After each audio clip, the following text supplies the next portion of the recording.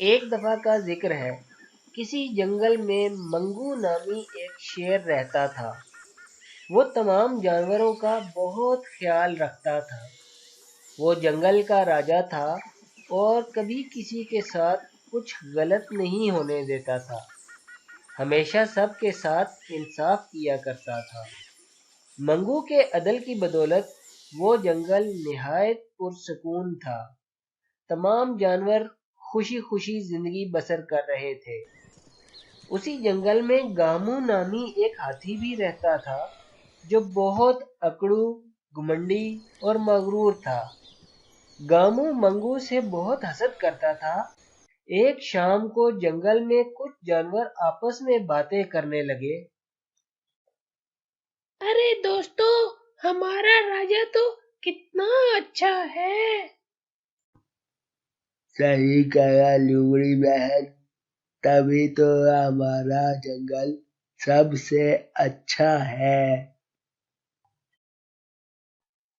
بالکل ٹھیک کہا بھیا، منگو راجا کی بدولت ہی ہمارا جنگل اتنا پرسکون ہے۔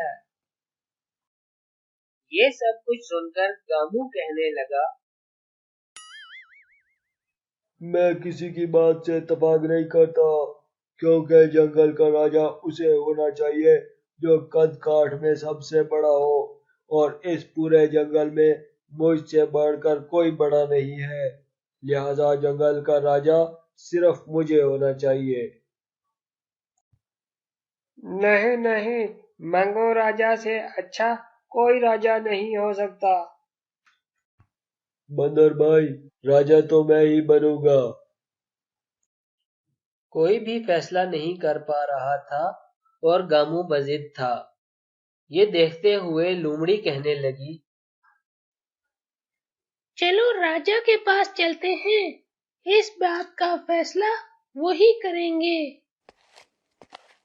تمام جانور منگو راجا کے پاس پہنچے اور پوری بات بتائی۔ سب کی باتیں سن کر راجا نے کہا، اگر گامو راجا بننا چاہتا ہے تو ٹھیک ہے، لیکن اس کے لیے اسے ایک دن راجا بن کر دکھانا ہوگا۔ اگر گامو ایک دن بھی اچھا راجا ثابت ہو گیا تو میں خود اس کو راجا بنا دوں گا اور وہ ہمیشہ راجا رہے گا۔ یہ بات سن کر گامو بہت خوش ہوا اور اس نے کہا، ٹھیک ہے مہاراج، جیسے آپ کا حکم۔ اور اگلے دن سے گامو ہاتھی ایک دن کے لیے جنگل کا راجا بنا دیا گیا۔ اب گامو جنگل کا راجا تھا اور جنگل میں گھومنے پھرنے لگا۔ چلتے چلتے اس نے دیکھا کہ ایک لومڑی اور بھالو گوشت کے ٹکڑے کے لیے لڑ رہے ہیں۔ یہ سب دیکھ کر گامو راجا کہنے لگا، ارے یہاں کیا ہو رہا ہے؟ حضور، یہ گوشت کا ٹکڑا پہلے میں نے دیکھا ہے، تو اسے پہلے میں کھاؤں گا۔ نہیں مہاراج، یہاں پہلے میں پہنچی ہوں، اس لیے گوشت کا ٹکڑا میرا ہے۔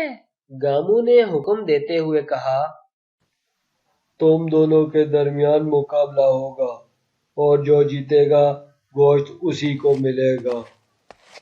گامو راجا آگے بڑھ گیا اور دونوں جانور پھر سے لڑنے لگ گئے۔ آگے جا کر گامو نے دیکھا ایک ہرن گھاس کھا رہا ہے۔ گامو راجا اس کے پاس پہنچ کر کہنے لگا، ارے او ہرن، تو یہاں کیا کر رہا میں ہے؟ دوسرے جنگل سے یہاں خوراک کی تلاش میں آیا ہوں۔